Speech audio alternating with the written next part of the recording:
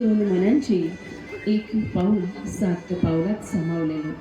खरंच विवाह हा एक सोहळा, उत्सव, तरल भावनांचा दोघांच्या आणि याबरोबरच दोन्ही कुटुंबियांच्या सोबत रंगणारा हा आनंदी क्षण प्रत्येकाच्या आयुष्यात येतो आणि हा अविस्मरणीय होत राहतो.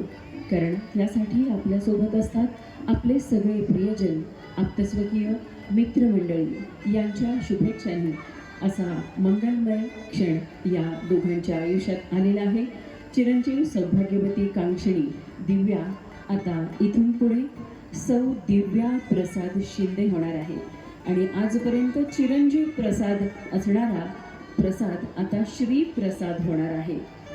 नावं किती साजेसी आहेत पहा मंडळी. प्रसाद हा नेहमी दिव्य असावा असं वाटतं आपल्याला आणि प्रसादलामुळे दिव्या मिळाली आहे, त्यामुळे दिव्य प्रसाद हे नावही अगदी साजेस आहे.